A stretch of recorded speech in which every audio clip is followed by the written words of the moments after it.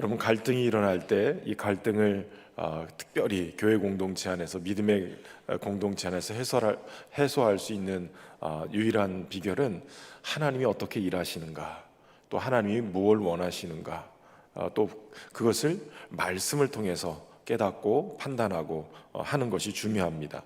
특별히 기독교인들, 우리 믿는 자들에게 있어서 하나님의 말씀은 우리의 삶의 빛이 되고 길에 등이 되고, 발의 등이 되고 길에 빛이 되는 것입니다. 그렇기 때문에 하나님의 말씀을 아는 것이 굉장히 중요하지요.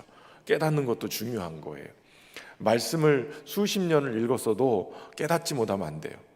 그래서 여러분, 말씀 읽는 것도 중요하지만 항상 기도하셔야 될 게, 말씀은 성령의 조명이 필요해요. 그러니까 성령의 감동으로 기록해서 쓴 말씀이기 때문에 원작자가 성령님이시란 말이죠. 그러니까 성령께서 조명하여 주셔야 돼요.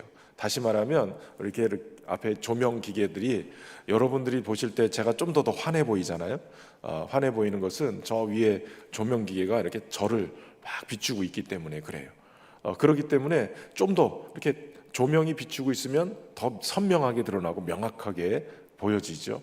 그것처럼 말씀을 아무리 읽어도 성령의 조명하심, 성령께서 깨닫게 하심이 없으면 말씀이 잘 들어오지 않아요. 그 여러 가지 우리의 영적인 상태들을 성령께서 이렇게 잘 조정해서 눈도 밝히고 깨닫게 지혜도 주시고, 그러면서 하나님의 말씀을 깨닫게 되는 거예요. 야고보가 예루살렘 공회에서 이 이방인 선교의 전초기지였던 안디옥 교회의 문제를 듣고, 그곳에서 예루살렘 공회가 다 모여서 회의를 한 결과, 이방인들이 주께로 돌아오는 것을 우리가 베드로뿐만 아니라 바울과 바나바의 선교 보고를 통해서도 얼마든지 듣지 않았는가. 그러니까 그들을 율법으로 얽매일 것이 아니라, 우리 조상들도 매지 못한 율법으로 얽매일 것이 아니라 말씀에도 이렇게 기록됐으니 이제 그 말씀대로 우리가 판단하고 네 가지 우상의 제물과 피와 목매어 죽인 것과 음행을 멀리하라.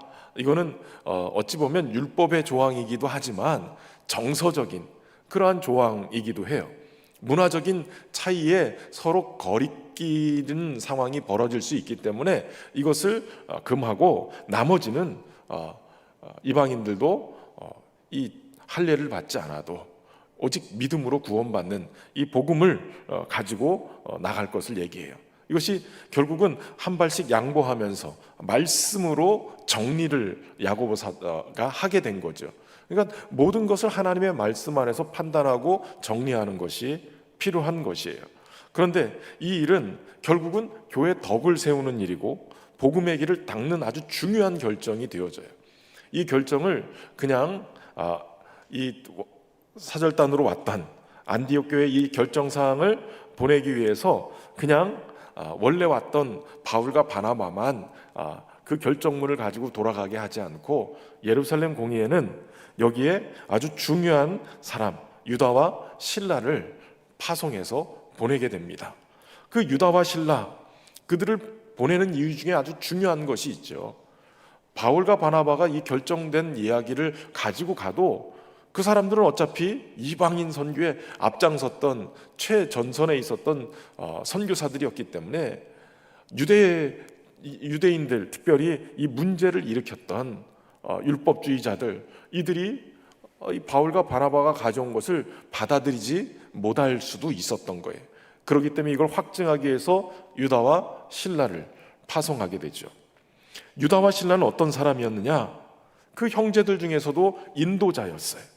다시 말하면 이 예루살렘 공동체 안에서도 심사숙고해서 존중받을 만한 사람, 존경받을 만한 사람으로 택한 그러한 사람이었어요.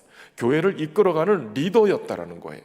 유다와 실라가 바로 그런 사람이었어요. 그래서 예루살렘 교회가 대표적으로 보낼 수 있는 그것에 손색 없는 그러한 사람이었다는 거예요. 그리고 그들은 예수 그리스도를 위해서 목숨을 내놓은 사람이에요. 주님을 더 자신의 생명보다 더 사랑하고 기꺼이 주의 몸인 교회를 위해서도 자신의 희생할 수 있는 각오가 되어 있는 사람들, 이런 사람들이었다는 거예요. 그리고 무엇보다도 그들은 선지자였다는 거죠. 다시 말하면 하나님의 말씀을 깨닫고 그 말씀을 제대로 가르치고 전하고 예언자처럼 하나님의 말씀을 그 시대에 적용할 수 있는 제대로 된 말씀을 선포하는 자들이었다는 거예요.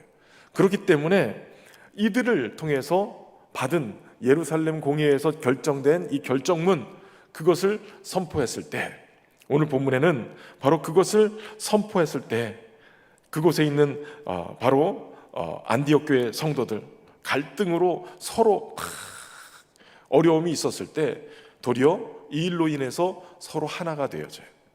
무엇보다도 이 이야기를 들으면서 그들은 굉장히 기쁨이 넘쳤어요. 여러분, 복음은 기쁨의 소식이에요. 여러분, 복음은 기쁨의 소식인데 그 복음을 받아들인 교회가 결정하는 것도 기쁨이어야 해요. 왜냐하면 하나님이 주시는 정서가 기쁨이에요. 하나님은 기뻐하시는 분이세요. 중요한 것은 교회가 어떤 결정을 해도 함께 기뻐할 수 있는 결정이 되어야 한다는 거예요. 그리고 성도들도 이게 주님의 뜻이다라고 얘기하면서도 기쁨을 잃어버리는 경우가 있어요. 여러분, 교회 안에 여러 가지 불편한 일들이 벌어지고 막 이렇게 다툼이 일어날 때 그때 대부분의 사람들은 다 이게 주님의 뜻이다라고 얘기해요. 여러분, 어떤 사람들이 물불 안 가리고 싸우는지 아세요? 물론 소방관들이 그렇게 하기도 하죠. 그런데 이게 하나님의 뜻이다, 이게 주의 뜻이다 그러면 정신이 없어요. 이건 목숨 걸고 싸우는 거예요. 타협이 없어요. 그러니까 이게 특별히 목숨 걸고 믿는 사람들 있잖아요. 신학생들이나 이런 사람들 막 뜨거울 때는 운동권 데모하는 것보다 더 심하게 데모해요. 이게 주님의 뜻이니까 순교를 각오하고 달려드는 거예요. 그런데 가만히 보면 이게 주님의 뜻이다라고 문제를 일으키고 교회 분열을 일으키는데 보면 뭐가 없냐면 기쁨이 없어요. 기쁨. 여러분, 기쁨이 없으면 그건 주님의 뜻이 아니에요. 아무리 이게 정말 논리적으로 맞고 괜찮은 것 같지만 기쁨이 사라지면 이건 주님이 기뻐하시는 일이 아닌 거예요. 이거 굉장히 중요한 거예요. 여러분, 주님의 일이라고 결정하고 열심히 하는데 기쁨을 잃어버렸다, 이건 뭔가 심각한 거예요. 전에 저도 여러 교회들을 많이 거친 건 아니지만 그 교회들 속에서도 한번 교회가 떠들썩하게 데모가 일어난 적이 있었어요.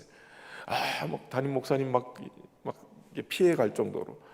근데 그 모인 사람들이 누구냐면 항존직들 자녀였어요. 항존직들, 장로님의 자녀, 안수 집사의 자녀. 그리고 담임 목사님이 그 아이들 태어날 때부터 알던, 그리고 결혼해가지고 자녀들 낳았을 때 주례도 하고 자녀들 돌예배도 드리고 다 했는데 이 친구들이 뭐 했냐면 환경운동가에, 노동운동가에, 외국인 인권운동가에 다 그런 쪽에 있는 사람들이 모여서 데모를 하는데 이게 제가 그 실체를 보면서 아주 그냥 이게 교회를 위한 게 아니라 교회가 시험 들면 이렇게도 되는구나, 그런 모습을 보면서 굉장히, 제가 그때 선임 행정을 했는데요. 이런 문제가 딱 터졌을 때 선임 행정을 하니까 어느 날 제가 집에 들어오면서 그런 얘기를 했어요. 내가 이렇게 서로 감정이 상하고 이렇게 해서 문제를 일으키는 사람들하고 대하다 보니까 어느 순간인가 내가 쌈딱이 되는 것 같아. 저 안에도 일어나기 시작하는 거예요. 어느 순간인가 기쁨은 사라지고 같이 이러고 있는 거예요. 날카로워지기 시작하고 쌈딱된 것처럼 이러는 거예요. 여러분, 그래서 교회는 우리 원로 목사님도 그거 굉장히 강조하셨지만 한번 분열이 일어나면 굉장히 심각해요. 이 영적인 타격이 어마어마해요. 그거 회복하고 원상태 복귀가 거의 안 돼요. 불가능해요. 상처들이 계속. 그래서 내가 뭔가를 결정하려고 그러다가 뭔가 이게 정말 의분이 일어나고 하려고 그러다가 내 모습을 한번 거울 쳐다보고 하세요. 내가 이럴 걸 한번 해붙여, 이러면서 얼굴에 기쁨이 있는 얼굴이나, 그럼 그거 하세요. 근데 이거 한번 해붙여 이러는데 얼굴에 우거지 밥상에 막 마귀 얼굴을 하고 있다, 거울을 보고, 그럼 그건 주님의 뜻이 아닌 거예요. 기쁨을 잃어버리지 마시기를 바랍니다. 예. 나 이거 여전도에서 오늘 금요 철야 당번이라 가야 되는데, 그러고서 기쁨이 없다, 그럼 오지 마세요. 오늘 몇 여전도예요? 네? 7. 예, 7. 감사해요. 근데 다음부터 요 앞에 앉으세요. 그 옆에 가지 마시고. 추워서 그럼 이불 들고 오시면 되잖아요. 7여전도에 기억하겠어요. 다음 달은 언제예요? 두 달에 한 번? 두 달에 한 번? 두 번째 주에? 예, 두 번째 주에 여기 비워주세요. 7여전대가.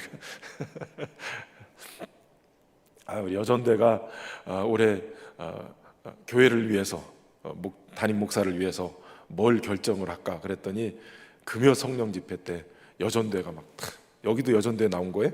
여기 이제 몇 여전대예요? 12? 예.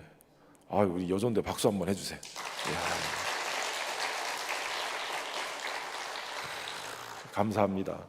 목사가 힘이 나요.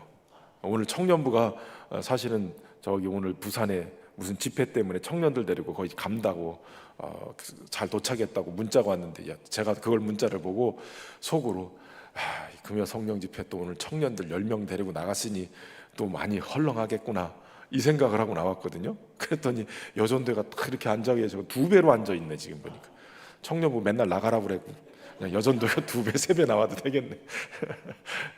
어쨌든 감사해요. 근데 어쨌든 간에 이 유다와 실라가 이 결정문을 읽어주고, 그리고 뭐 했느냐, 그것 때문에 온 안디옥 교회가 기뻤어요. 그리고 그 기쁜 것과 함께 그들이 위로했단 말이에요. 위로. 그것 때문에 요즘 많이 힘들었죠. 우리 안디옥 교회가 막 부흥하고 은혜가 넘쳤는데 어느 순간인가 얼굴이 굳어지고 기쁨도 사라지고, 그 갈등 속에 많이 힘들었는데, 정말 감사하게 하나님께서도 우리 예루살렘 교회들이 함께 기도하고, 우리 사도들과 우리 예루살렘 공의회 회원들이 이렇게 결정했습니다. 그동안 고생했습니다. 그러면서 많이 위로했다는 거, 위로했다는 거. 사실 그러한 어려움들을 겪고, 제가 사실은 청북교회에서 마지막 3년이 굉장히 어려웠는데, 그런 일들이 막 일어나고, 그러고 나서 교회가 이제 안정되고 담임 목사님 새로 모시고, 그러고 막 이러면서 사실은 신년교회 부임하는 것 때문에 저희 가정이 아내와 함께 기도했던 게 있어요. 하나님, 한 2년 정도 가까이 이렇게 막 어려웠는데, 교회 성도들도 많이 상처받고 정말 어려웠는데, 물론 그런 과정들 속에서 성도들이 정말 똘똘 뭉쳤어요. 어려운 상황들이 막 벌어지고 있었는데, 마지막에는 성도들이 똘똘 뭉쳐가지고 이 몇몇 사람들 때문에 벌어졌던 이 위기들을 교회가 기도회를 하면서 완전히 뭉쳐가지고 이 사람들이 찍소리 못하게 나중에 교회를 정상화시켰거든요. 그래도 마음에 많이 상처들을 가지고 있었던 거예요. 그래서 저희 아내하고 저하고 신년교회 이력서 내고 와서 선보고 결정되면서 될 때까지 어떤 기도를 했냐면, 하나님, 제가 어찌됐든 간에 3년 동안 이 일들을 잘 진행하고, 이제는 어찌됐든 간에 교회를 떠나서 10년 사역을 마무리하고 담임을 나가야 되는데, 신년교회가 될지 어디가 될지 모르지만 담임 나갈 때 우리 성도들이, 청북교회 성도들이 저희가 담임 나가는 것 때문에 위로를 받고 힘을 내게 해주세요.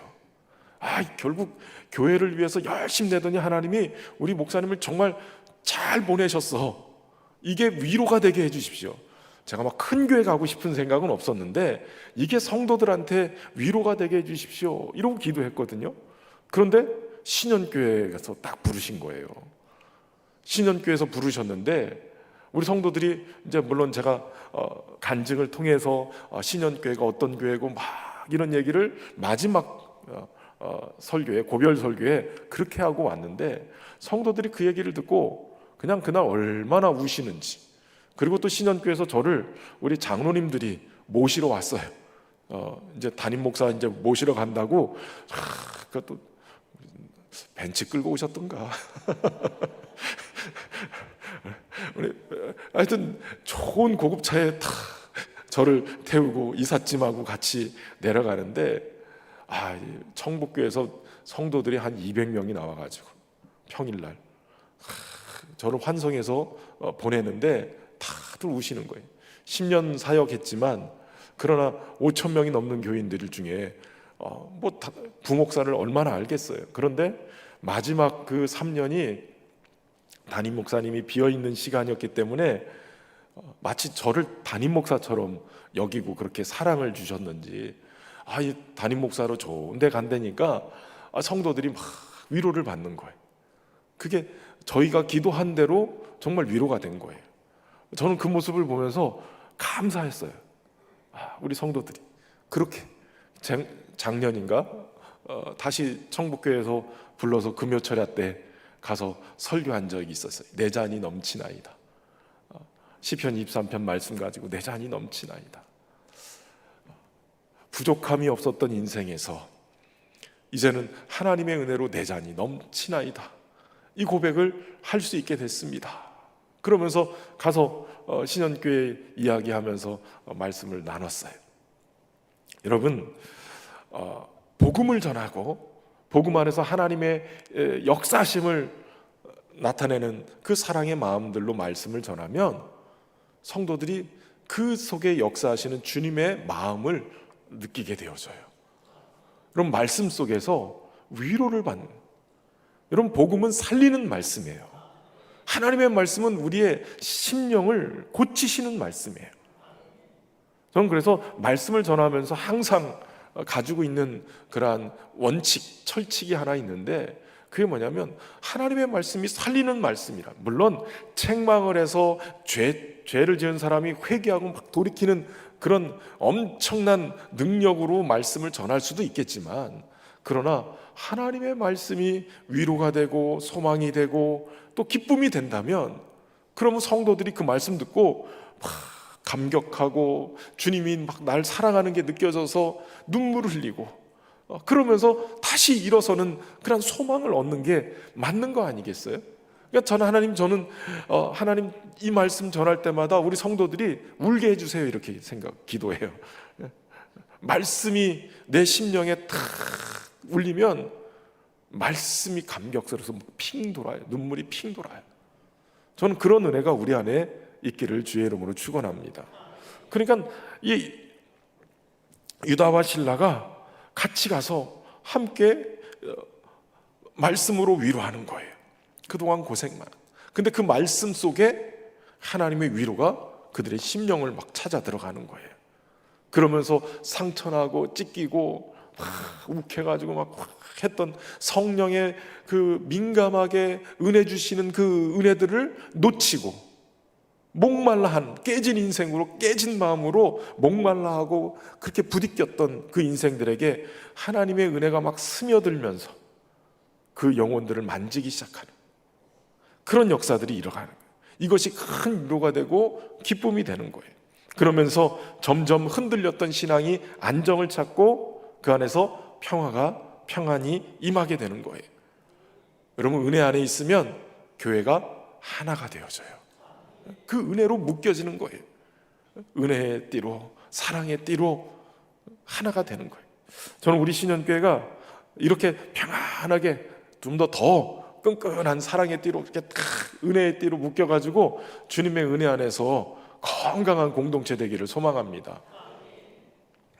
그전에는 저희가 예배당 건축하고 입당할 때 벌써 8년 됐네요. 8년 전에 입당할 때 제가 공표를 했어요. 우리 교회 입당하고 절대로 근처에 있는 교회에서 안 받겠습니다. 작은 교회에서 큰 교회 졌다고 우르르 와버리면 그 작은 교회들 다 힘들고 어려우니까 안 받겠습니다. 특별히 항존직은 절대 안 받겠습니다. 이렇게 선포했어요. 그래가지고 한 3, 4년은 안 받았어요. 심지어는 근처에 있는 장로님 내외까지 와서 1년 다녔는데 등록을 안 시켰어요. 그래서 이게 소문나기 시작했어요.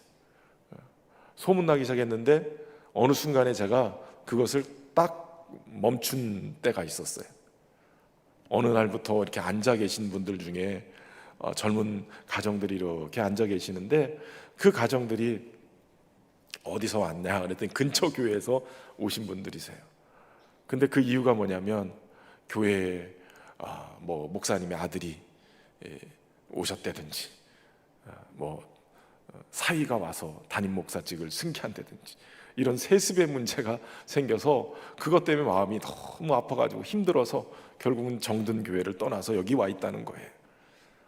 사실은 저는 우리 성도들이 이렇게 외부에서 왔을 때 말씀에 힘을 얻어서 다시 건강해지면, 다른 문제만 아니면 그 교회 가서 다시 봉사할 수 있도록 보내드리는 거예요.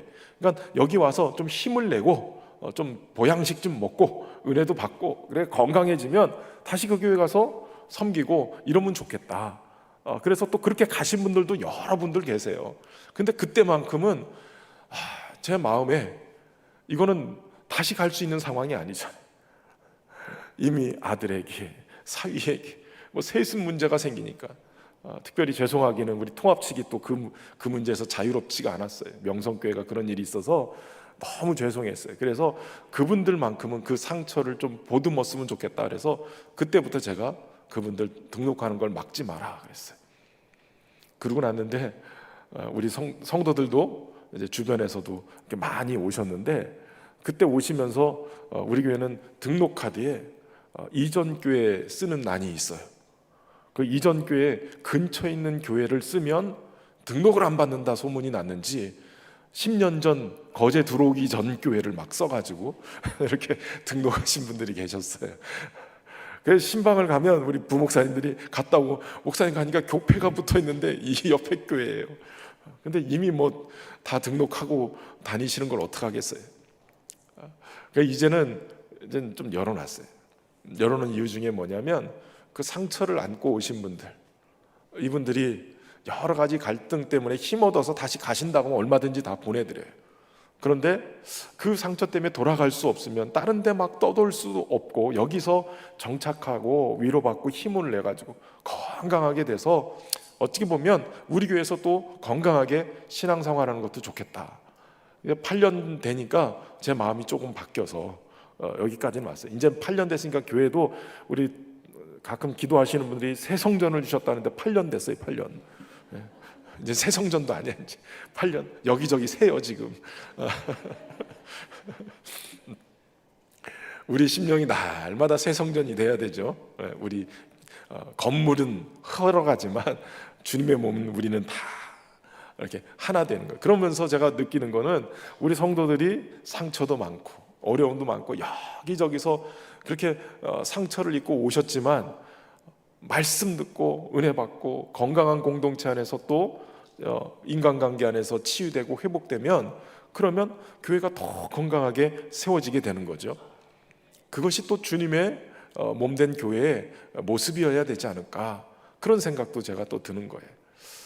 오늘도 여기 보니까 막 지금 한 5, 6년 사이에 여기 와 계신 분들이 반은 차지하는 것 같아 보니까. 이것도 하나님의 은혜인 거예요. 기존에 우리 성도들이 여기 잘 안 오는데 다른 데서 오신 분들이 와서 자꾸 차지를 하니까 기존의 여전도회가 도전을 받는 거예요, 지금 보니까. 그래서 이런 또 도전도 받으면서 이렇게 오는구나, 이런 생각도 하는 거예요. 더불어서 합력하여 선을 이루시는 거죠. 이런 일이 점점 더 시너지로 위로와 소망을 안고 기쁨을 갖고 하나 되어지면, 여기서 더 하나님의 풍성한 역사가 일어나게 될 줄로 믿습니다. 어제도 우리 마마클럽 이제 9월 기도회를 여기서 했죠. 끝나고 나서 저는 이제 신방 갔다 오느라고 같이 못했는데, 끝나고 나서 이게 마마클럽 임원들하고, 우리 거제 통영 임원들하고 이렇게 카페에서 만나게 됐는데, 부산에 임원들이 왔더라고요. 그러면서 인사를 하는 과정에서 우리가 코로나 기간에 마마클럽이 거의 막 되다가 멈추고 끝나는 경우가 많았어요. 다시 일어나지 못하는, 각 지역별로 굉장히 어려웠었는데, 그런데 어쨌든 하나님이 우리 교회를 열게 하시고, 코로나 기간에 못 모이는 상황에서도 그냥 영상으로 중계할 수 있도록 만들어 주셨어요. 그래서 이 앞에서 찬양팀도 그렇고 다 영상으로 기도회를 계속 인도하고, 가정에서 마마클럽 기도회를 또 영상으로 참여하신 분들도 계시고, 어려운 시간이었지만 2년 동안 그렇게 진행되면서 여기까지 오게 된 거예요. 그것이 너무 감사하다는 거예요. 근데 저는 그런 생각이 있어요. 기도하는 일을 위해서 이렇게 문을 열어주면 제 안에 무슨 욕심이 있냐면, 여러분, 기도는 쌓이게 돼 있어요. 쌓이는 것만큼 역사가 일어나요. 그러니까 이 마마클럽이 계속 모여서 많지는 않지만 그래도 계속 기도를 해놓으면 기도가 쌓이는데, 그 쌓이는 자리에 우리 성도들이 앉아서 기도하면 기도가 열려요. 물론 그 장소에 대한 부분이 아니겠지만, 여러분, 기도가 쌓이는 곳은요, 그냥 예배당에 슬쩍 들어가만 가봐도 이렇게 엿보기만 해도 은혜 받아요. 아세요? 제가 다른 건 모르는데 수영롭게 부러운 게 그거예요. 가면 매일 금요 철야 때마다 막 5천 명씩 꽉꽉 채워가지고 기도를 정필도 목사님 때부터 그렇게 쌓아놓으니까 거기는 그냥 가도 은혜 받아요. 아마 거기는 아무나 가서 설교해도 은혜 받을걸요. 아직은 안 불러주셨는데 누나 가도 막 부흥 강사 될 수도 있고 막 이럴 수 있을 것 같아요. 저는 그래서 우리 마마클럽 기도회도 열어주지만, 기도가 쌓이면 이곳이 그런 곳이 될 거라고 믿어요. 그러니까 거기만 앉지 말고 여기도 앉고 여기도 앉고. 요즘 자꾸 사이드로 빠져가지고 제가 주일날 설교할 때 여기가 벼가지고 제가 제일 힘들어요. 여전대가 다른 것도 추진하세요. 이 앞자리 앉는, 앞자리가 고개를 드는 거라고 힘들어서 못 앉겠다고 그러는데, 그래도 앞자리부터 앉아야 그래야 분위기가 전체적으로 괜찮아져요. 어찌됐든 간에 여러분, 교회는 그런 기도가 쌓이고 은혜가 쌓여야 주의 풍성한 은혜가 우리 성도들에게 막 흘러가게 되는 거예요. 저는 우리 교회가 그런 부흥의 진원지가 되길 소망합니다. 안디옥 교회처럼 어려움이 있었지만 지혜로, 은혜로 다 이겨나가고 도리어 더 똘똘 뭉쳐서 하나 되어지는 역사, 그런 일들이 벌어지는, 그런 일들이 우리 안에서 막 일어나고, 여기를 또 드나드는 모든 사람들이 은혜를 경험하고, 그냥 오기만 해도 은혜가 되고, 조금만 앉으면 그냥 기도만 해도 하늘문이 열리는 것 같고, 누가 와서 말씀을 전해도 그냥 말씀이 막 꿀송이처럼 달고. 여러분, 그거 아세요? 설교자는요, 성도들의 상태에 따라서 달라져요. 물론 설교자의 영성도 굉장히 중요해요. 그런데 그 영성보다도 더 중요한 게 있어요. 그게 뭐냐면 회중들의 영성이에요. 앉아서 말씀을 받는 사람들이 은혜를 받을 준비를 하고 마음의 문을 열고 말씀을 깨닫고 알아들을 수 있는 그 성령의 충만함의 역사가 일어나기 시작하면요, 설교자는 그 땡기는 말씀을 받아먹는 그 성도들의 그 은혜를 말미암아서 설교자가 80% 할 수도 있고 200% 할 수 있어요. 아직도 아멘을 안 하시는 분들은 못 알아듣는 건지 이게 굉장히 중요해요. 주일날 3부 설교를 해도 예배 때마다 똑같은 월교 가지고 설교를 해도 달라요. 누가 있느냐, 어떤 분들이 어떤 마음으로 있느냐, 이거에 따라서 마음문이 어떻게 열렸느냐에 따라서 이게 전하는 자가 막 느낌이 달라진다니까. 금요 성령 집회는 정말 말씀에 사모하는 자, 기도에 사모하는 자, 은혜를 사모하는 자가 모이는 줄로 믿습니다. 그런 은혜 안에서 더욱더 견고하게 서기를 주의 이름으로 축원합니다. 우리 함께 찬양하고 다시 한번 말씀 보겠습니다. 부르신 곳에서.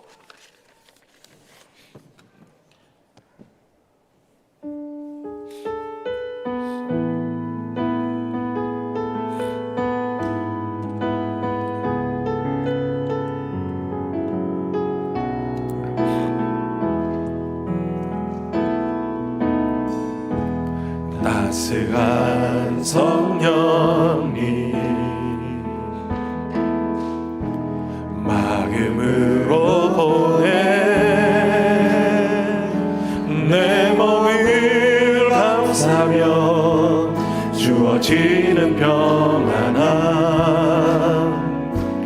만족한 느끼네. 사랑과 진리에 사랑과 진리에 한 줄기 빛 보내 내 몸을 감싸며 주어지는 평안함 그 사랑을 느끼네. 부르신 곳에서 나는 예배하네. 어떤 상황에도 나는 예배하네. 부르신 곳에서 나는 예배하네. 어떤 상황에도 나는 예배하네. 따스한 성령님, 따스한 성령님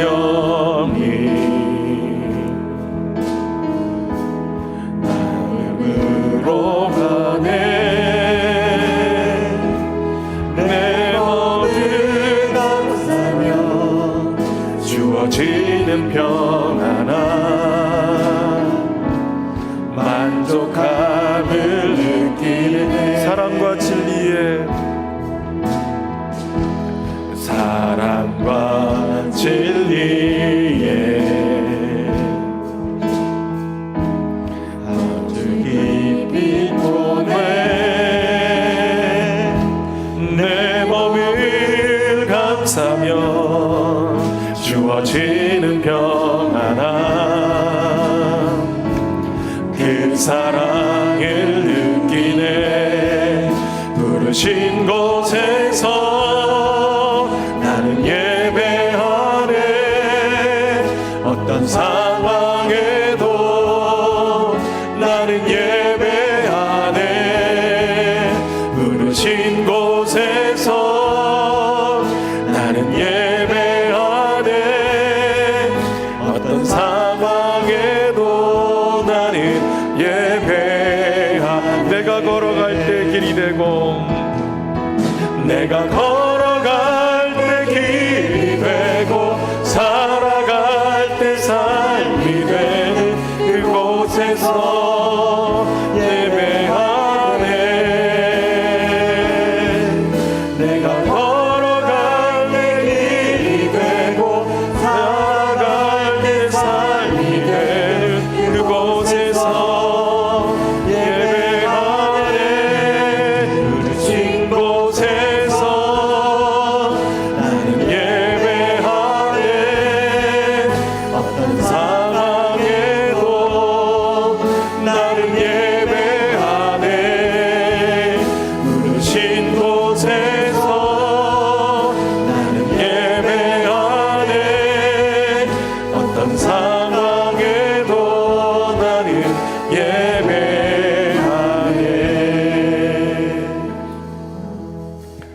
할렐루야. 여러분, 이 찬양을 부르시면서 어떤 느낌을 받으셨어요? 저는 이 찬양이 처음 나왔을 때 따스한 성령님 마음으로 보내 내 몸을 감싸며 주어지는 평안함 만족함을 느끼네. 이 가사를 이렇게 딱 부르면서 이거는 이 사람이 기도 가운데, 찬양 가운데, 예배 가운데 주님을 경험한 사람이다. 작사자가 이 따스한 성령님의 만지심을 경험한 사람이다라는 게 확 느껴졌어요. 이게 이 찬양을 부를 때마다 정말 그가 경험했던 성령 하나님, 그분의 따스함을 내 안에서 경험하면 좋겠다. 여러분, 맛을 봐야 맛을 알죠.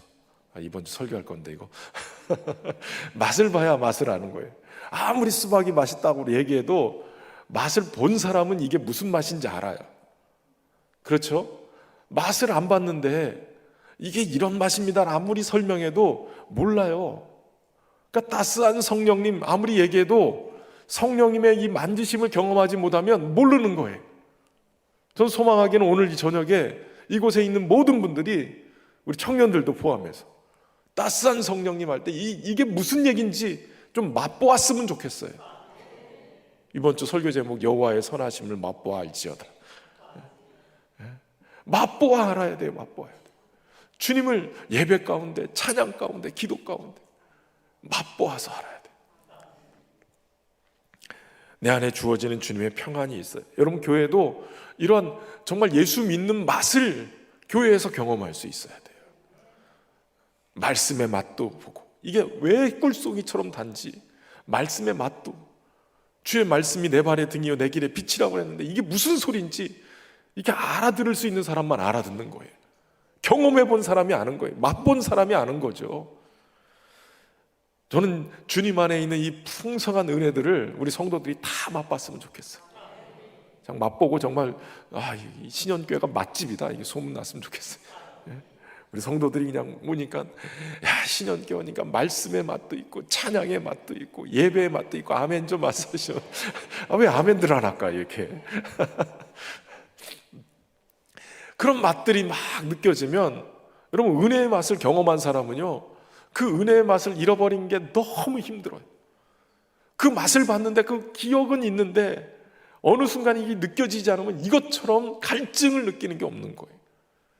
주님의 맛을 봤는데 주님이 느껴지지 않으면 그것처럼 힘든 게 없는 거예요. 여러분, 힘들지 말고 주님의 은혜 안에 살 수 있기를 주의 이름으로 축원합니다. 그렇게 위로하고 기쁨으로 하나 되게 하고 권면하고 굳게 하고 했던 이 유다와 실라, 그들이 다시 돌아갔어요. 돌아가고 바울과 바나바는 뭐 했느냐? 안디옥에서 여전히 있으면서 수다한 다른 사람들과 함께 주의 말씀을 가르치며 전파했다는 거예요. 다시 말하면 함께 많은 이 말씀의 사역자들과 함께 주의 말씀을 가르치고 또 복음을 전하는 전도자의 사명도 감당하고 있었다는 거예요. 사실 갖은 핍박과 죽음의 위협 속에서 세워진 이 안디옥 교회, 이 안디옥 교회에 사실은 이 바울과 바나바가 가면서 엄청난 부흥이 일어났죠.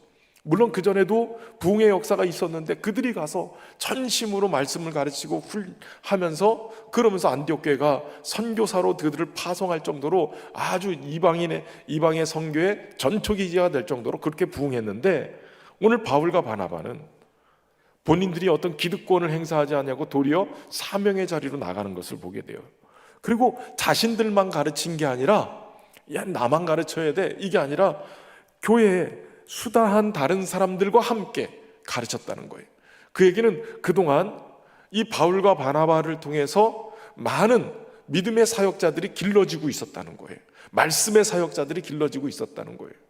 그러니까 수년 동안 계속 말씀을 듣고 잊어버리는 게 아니라 말씀을 상고하고 묵상하고 훈련돼 가지고, 그래서 그 말씀 가지고 누군가를 가르칠 수 있는 그러한 사람들이 많아졌다는 거예요. 특별히 여러분, 올 이제 연말쯤 되면 이제 교사들 부족하다고 광고 나갈 거예요. 교사들 아세요, 교사?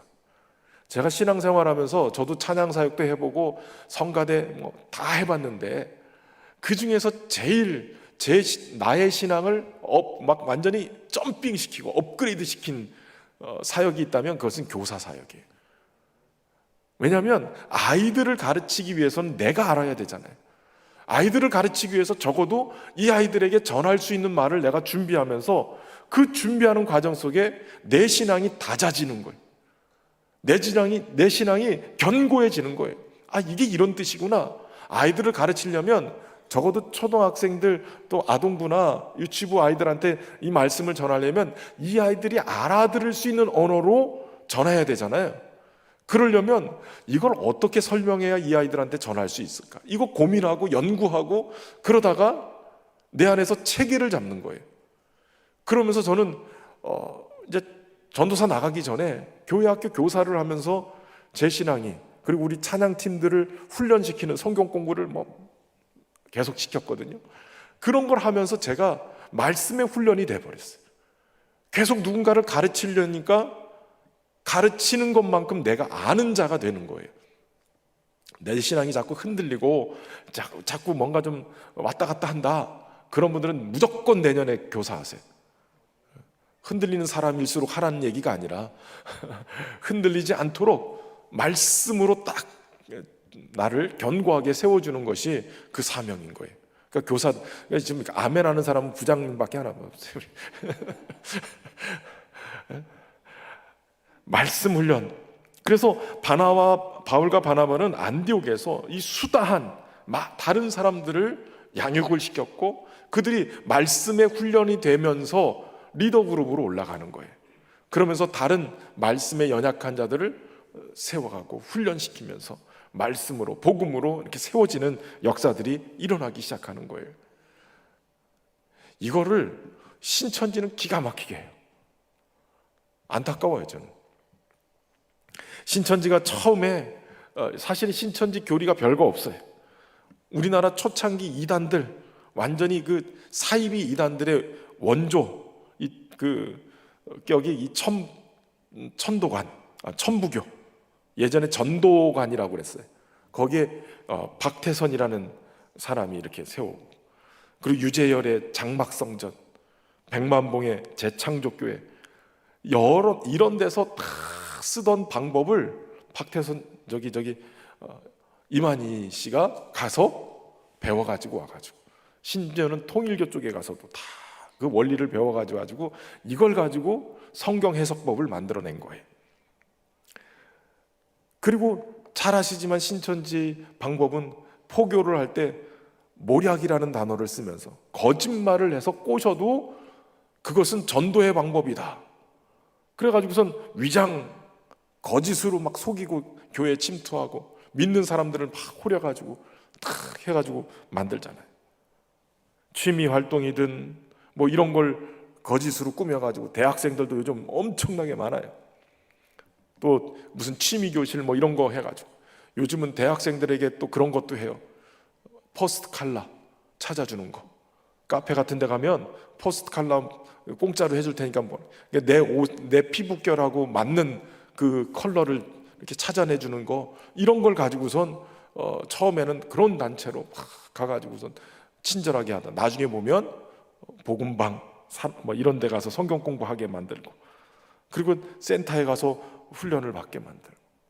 근데 거기에 들어가면 이 사람들은 날마다 시험을 봐요. 시험. 여러분은 감사헌금 해야 돼요. 맨날 쪽지 시험 본다니까, 쪽지 시험. 그래가지고선 레벨업을 맨날 시켜요. 열심히 해가지고 탈락을 자꾸 시켜요. 무조건 이수를 해야 돼요. 점수 떨어지면 구원을 못 받아요. 14만 4천 명 안에 들어가야 돼. 근데 지금 이미 14만 4천 명 넘었거든요. 그러니까 자꾸 탈락을 시키는 거예요. 시험 봐가지고. 우리 교회에서도 시험 봐가지고 탈락을 시킬까요? 구원 못 받는다고. 그러고 나서 이걸 통과를 시켜가지고 여기까지 와 있으니까, 그런데 혹시라도 딴 사람이 더 성적이 좋으면 당신 떨어질 수 있어, 이 위기감이 있어요. 그래가지고 계속 성경 공부를 시키는 거예요. 그 성경 공부를 계속해서 이 사람들은 기본적으로 성경을 달달달 외우고 있단 말이에요. 잘못된 교리로 만들어진 그런 것을 따라서 성경을 구조화 시켜버린 거예요. 그리고 나서 계속해서 이 성경 공부하고 전도하는 일, 심지어는 헌금도 너무 강조해서 헌금도 다 그냥 다 빼가는 거예요. 그런 과정들 속에 이 사람들은 성경을 그렇게 배우는데, 그냥 성경책 덮어놓고 일주일에 한 번 필까 말까. 요즘은 일주일이 뭐예요? 성경책 안 가지고 다녀요. 핸드폰만 들고 다니지. 그러니까 성경을 안 읽어요. 성경을 제대로 해석도 못하고 뜻도 모르고 그러고 있다가 미안하기는 또 해요. 내가 그래도 한 번은 읽어봐야 되는데 한 번도 못 읽어보고 교회만 다니네. 이 미안함 감을 그들은 또 알아요. 성경을 또 잘 모르니까 또 괜히 또 한마디 해가지고 또 막 내가 이 성경 공부 좀 해야지. 그래가지고선 신천지에 딸려가는 거예요. 하지 말라고요. 하나님 말씀, 이제 그래서 작년부터 우리가 성경 공부 교재처럼 우리 사랑방 예배 바꿨잖아요. 커피 브레이크 성경 공부식으로 잘 바꿔놓은 거예요. 그래서 성경을 보고 관찰을 하고 그 관찰한 본문을 가지고 해석해내고 그 다음에 적용하고 이런 스타일로 다 바꿔놓은 거예요. 왜냐하면 그렇게 한 번씩 훑어봐야 그리고 내가 한마디 해봐야 그 성경이 내 것이 되고 그 말씀이 나에게 적용이 되는 거예요. 그렇게 돼야 깨달아지고 그 말씀이 내 것이 돼야 흔들리지 않게 되는 거예요. 여러분, 기도할 때, 기도 많이 하시는 분들 계시죠? 기도할 때 응답을 하나님 뭘로 주시는 줄 아세요? 말씀으로 주세요. 말씀으로. 말씀을 생각나게 하시고 깨닫게 하시고 말씀을 통해서 내 안에 다시 이 마음을 정리를 시켜주세요. 그리고 그 말씀이 우리의 갈 길을 알게 하고 내 발의 등이 되게 하고 내 길에 빛이 되게 만드셔서 가야 될 방향을 보게 한단 말이에요. 그러니까 말씀이 내 안에 있어야 응답도 경험하는 거예요. 갑자기 주님이 산신령처럼 나타나가지고 아무개야 뭐 이러고 나타나시는 분이 아니란 말이에요. 말씀이 있어야 말씀대로 가는 거예요. 그것도 제대로 된 말씀이죠. 제대로. 말씀을 바르게 깨달아 알아야 힘이 생기는 거예요. 바울과 바나바는 그렇기 때문에 안디옥 교회에서도 꾸준하게 수다한 사람들과 더불어서 말씀을 계속 가르쳤고 전파하는 일을 했어요. 여러분, 부흥하는 교회는 기도만 많이 하는 교회가 아니에요. 말씀과 기도가 같이 가는 교회. 말씀과 기도가 같이 갈 때 하나님의 교회가 불일 듯 일어나는 역사가 일어나게 되는 거예요. 그런 은혜가 있기를 주의 이름으로 축원합니다. 그런데 그렇게 말씀을 가르치고 그러다가 며칠 뒤에 바울이 바나바더러 얘기해요. 우리가 주의 말씀을 전한 각 성으로 다시 가서 형제들이 어떠한가 방문하자. 1차 전도여행을 갔다 왔고 그곳마다 교회들이 섰고 믿음의 사람들이 서 있었는데 이제 다시 한번 거기를 둘러보자라고 제안을 하는 거예요. 그렇게 다시 방문하자. 이것은 2차 전도여행을 가자가 아니라 1차로 전도했던 그 자리들을 한번 돌아보고 다시 더 견고하게 다지자라는 그런 의미였어요. 그런데 문제는 여기서 터졌어요. 마가와 바나바는 이 마가 요한, 처음에 1차 전도여행 때 데리고 갔던 바나바의 생질 조카 마가, 이 마가 요한을 데리고 가자고 했어요. 그런데 이 마가 요한이 이미 1차 전도여행에서 이 부잣집 도련님이 힘들다고 중간에 도망가 버렸잖아요. 그것 때문에 바나바는 그래도 조카니까 마가를 데리고 가자라고 얘기했지만 바울은 이게 아니다는 거예요. 자기들을 떠나서 함께 하러 가지 않았던, 중간에 도망갔던 이 마가 데리고 가는 것은 아니다. 그래서 39절에 보면 이들이 심히 다투었다. 얼마나 다투었는지 심히 다투었다. 그리고 피차 갈라섰다. 이렇게 얘기를 해요. 이 얘기만 들으면 바울과 바나바가 마가 때문에 심히 다투었고 그것 때문에 굉장히 이게 참 보기가 안 좋은 그러한 상황처럼 보여요. 그런데 또 이런 과정들 속에 우리는 바나바와 이 바울의 성향을 또 볼 수 있어요. 여러분, 사실 바나바는 마가가 조카이긴 하지만 사실 성품 자체가 굉장히 관대한 사람이었어요. 그리고 좀 포용력이 넓은 사람이었죠. 아이, 젊은 사람이 그럴 수도 있지. 부잣집 도령이었으니까 선교여행 가서 불평할 수도 있어. 이런 되도록이면 사람을 이렇게 포용하는 사람이었어요. 그랬기 때문에 사실은 사울을, 이 핍박자였던 사울이 회개했다고 다 돌아온다는 것 두려워하고 받아들이지 않으려고 할 때 이 사울을 예루살렘 교회에 소개해줬던 사람이 바나바였고, 또 안디옥 교회까지 가서 또 그 교회와 함께 가르쳤던 지도자로, 이 성경 교사로 일할 수 있도록 기틀을 마련해 준 사람이 바나바였어요. 그러니까 바나바의 성품상 어찌 보면 이 마가를 포용하는 것도 굉장히 중요한 사역이에요. 그런데 바울은 어때요? 바울은 사실은 사람 중심보다는 일 중심이었던 사람 같아요. 아니, 지난번에 그렇게 중간에 도망가서 우리가 굉장히 애먹었는데 이 사람을 또 데리고 가자고? 일이 안 되잖아. 복음이 제대로 전해지지 않잖아. 사실은 바나바가 굉장히 은인인데 그걸 이렇게 들이받은 꼴이 돼버렸어요. 그럼에도 불구하고 일단은 바울은 선교의 효율성, 이것 때문에 갈라서기로 결심한 거예요.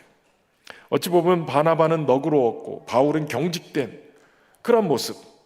바나바는 좀 우유부단한 것 같고 바울은 과감한 그런 사람인 것 같고, 여러 가지 리더십의 충돌이 일어난 거예요. 그러나 또 그들의 갈라짐이 도리어 또 위대한 일들을 했어요. 여러분, 어떤 일이냐면, 여러분, 마가는 결국 바나바를 따라서 다시 구브로를 통해서 이 원래 고향이었던 구브로를 향해서 갔고 복음을 전했어요. 그렇다고 마가가 정말 쓸모없는 사람이었느냐? 아니었어요. 바나바가 품었기 때문에 마가는 쓸모있는 인생이 돼버려요. 골로새서 4장에 보면 바울도 나중에 바나바의 생질 마가에 대해서 너희가 명을 받았음에 그가 이르거든 영접하라. 마가를 챙기는 바울의 모습이 나와요. 누가가 나와 함께 있는데 네가 올 때 디모데에게 마가를 좀 데리고 와라. 그가 나의 일에 유익하다. 나중에 보면 바울도 마가를 인정하고 받아들이게 되어져요. 여러분, 마가를 나중에 보면 베드로전서에도 등장해요. 택하심을 받은 바벨론에 있는 교회가 너희에게 문안하고 내 아들 마가도 그리하느니라. 그러니까 베드로도 마가를 내 아들이라고 표현할 정도로 마가는 베드로에게도 인정받은 믿음의 사람이 되어져요. 베드로와 함께 사역했기 때문에 베드로가 내 아들이라고 칭할 정도로 마가를 인정하고 그렇게 세웠기 때문에 훗날 이 마가 요한은 베드로의 이야기를 듣고 예수님의 이야기를 가지고 마가복음을 쓰게 된 거예요. 많은 성서학자들이 복음서 중에 제일 먼저 쓰여진 게 어떤 복음이냐? 마가복음이다 라고 얘기를 해요. 여러분, 만약에 바울처럼 마가를 버려뒀으면, 야, 첫 번에 실패했으니까 안 돼, 걔는 안 돼. 그리고 바울이 마가를 끊어낸 것처럼 바나바도 끊어냈다면 오늘날의 마가복음이 있었겠느냐? 위대한 마가의 사역들이 있을 수 있었겠느냐? 그러고 보면 바나바 같은 사람도 꼭 필요한 거예요. 마가를 결국은 위대한 하나님의 사람으로 세워가는 거예요. 저는 바나바는 아닌 것 같아요. 저는 성격상 바울과 비슷해요. 좀 이렇게 일중심인 사람이에요. 그래서 어느 날 제가 보면서 너무 막 이런 거에 인정머리 없이 막 일중심으로 막 가다 보면 상처를 주는 것 같기도 하고, 그래서 제가 제 성격을 알기 때문에 일중심인 것 때문에 막 이렇게 자꾸 쓴소리하는 그런 모습이 보여서 그래서 조심하려고 그래요. 하나님, 바울보다는 바나바가 좀 더 나은 것 같아. 닮게 해주세요. 어프유 군면이 되게 해주십시오. 몇몇 안 되는 좋은 사람 되게 해주십시오. 여러분, 교회 안에는 일도 중요하지만 사람을 세우는 일도 굉장히 중요한 거예요. 그러니까 옆에 사람 이렇게 보고, 우리 여전도회든 우리 사랑방이든 교회 학교든 어디든 보고, 믿음의 지체들이 약한 사람들이 있어요. 믿음에 약해서 자꾸 흔들리고 넘어지고, 또 승질도 그런 사람들이 있어요. 잘 견디지 못하고 금방 쓰러지고, 그런데 바나바처럼 품어주고 인정해주고 돌봐주면 어느 날 그들이 세워지게 되는 거예요. 그런 역사가 있을 줄로 믿습니다. 지금은 돌아가셨는데 제가 청복교에 있는 동안에 교구장을 맡았던 권사님이 계세요. 잊지도 못하는 권사님. 이제 제가 여기 온 다음에 어느 날 돌아가셨다는 얘기를 들었어요. 그런데 그 권사님 어떤 분이냐면, 우리로 따지면 지금 사랑방들이 있죠. 그리고 마을이 있는데 이 마을이 지역이에요. 지역. 그 마을에 한 6, 7개를 교구장이라고 했어요. 마을에 지금 6, 7개 교구장, 그분이 어떻게 했냐면 매주마다 지역장들을 자기 아파트로 모이게 해요. 집으로 모이고 지역의 그 구역별로 아픈 사람이 있거나 무슨 어려운 문제가 있는 사람들 다 보고를 받고 기도 제목을 가지고 나누고 매주 모여가지고 1시간, 2시간을 기도해요. 같이 붙들고 기도해. 그 구역의 식구들이 어떤 상편인가 다 공유를 하고, 그리고 심지어는 제가 신방 가기가 좀 어려운 그런 상황이면 이 권사님이 붙들고 가자 그러고선 가서 신방하고 와요. 어느 날 제가 교구를 딱 맡으니까 목사님 매주 오시기는 어렵고 한 달에 한 번만 와서 우리 지역장 모임에 기도를 인도해 주세요. 말씀 전해 주시기도. 근데 많은 분들이 전에 있던 다른 맡았던 목사님들이 그 얘기를 듣고 아이 귀찮게 왜 모여가지고선 자꾸 목사를 오라가라 하느냐, 그렇다고 거절을 했대요. 근데 저는 그 얘기 듣고선 너무 좋은 거예요. 아니 지역장님들이 모여서 기도한다는데 교구장님 함께 모여서 이 구역을 위해서 기도한다는데 가야죠. 당연히 한 달에 한 번씩 가가지고 기도회를 진하게 인도하고, 거기 아파트인데도 막 민원 들어오든 말든 통성기도 막 세게 하고 그러고선 같이 했어요. 그런데 그 권사님이 얼마나 정말 서포트를 잘해줬는지 그 일들을 착해서 그 교구가 막 부흥하는 거예요. 심지어는 제가 한마디, 이번 전도 집회 할 때 미리 교구에서 총동원 전도하기 전에 이미 전도를 할 수 있는 프로그램을 좀 운영하면 좋겠다. 그런데 내가 책을 읽다 보니까 어느 교회가 부침개 전도를 한대더라. 그렇게 얘기를 했어요. 부침개 전도하는 프로그램이 있더라고요. 그랬더니 권사님이요 그 얘기를 듣고 지역장하고 탁 상의를 하더니 아예 농협 뒤에 공간을 탁 빌려가지고 파라솔과 이 저걸까지 다 빌려가지고 아예 목사님 그날 우리 부침개 전도하기로 했어요. 그냥 이만한 다라에다가 다 부침개 할 거 다 재료 준비해가지고 이거 가스 버너 해가지고 그냥 하나로마트 들어갔다 나오는 사람들 다 전도 프로그램을 돌린 거예요. 와서 부침개 드세요. 그리고 전도지 나눠주고 말 한마디 꺼냈는데 그걸 실제로 막 움직여서 하시는 분이에요. 돈이 얼마 드느니 뭐니 이런 얘기 한마디 없이 다 알아서 그냥 그 안에서 하는 거예요. 그래서 제가 그때 거기 목회할 때는 신났어요. 그냥 얼마나 감사한지. 근데 그 권사님이 이런 얘기하는 거예요. 목사님 맡았던 지역 그 전도 막 부침개 붙이고 했던 그 담당하는 지역 권사님을 향해서 그 교구장님 뭐라 그러는지 아세요? 목사님 제가요 옛날에 제가 구역장 할 때 얼마나 뺀질거렸는지 몰라요. 구역 예배 드리자고 전화하면 맨날 못 온다고 하고 전화도 안 받고 문자에도 씻고 맨날 도망 다니던 애예요. 그런데 저 권사가 이렇게 성장해가지고 지역장을 맡고 말 한마디만 해도 그냥 으쌰으쌰 해가지고 막 전도하는데 앞장서고 구역장들 데리고 저렇게 일을 해요. 그렇게 얘기를 하는 거예요. 여러분 그걸 보면서 제가 깨닫는 거예요. 하나님이 쓰시면 성장을 시키고 세워서 옛날 뺀질이를 이제는 정말 기가 막힌 하나님의 사람으로 세워가시는구나. 여러분 바울도 위대한 일 했지만 바나바와 같이 품고 안고 세워서 그렇게 세워가는 사람들이 성장하게 되는 거예요. 지금 구역 식구들 속썩일 수 있어요. 속썩여도 그 사람들이 성장하면 얼마나 멋지게 변할지 몰라요.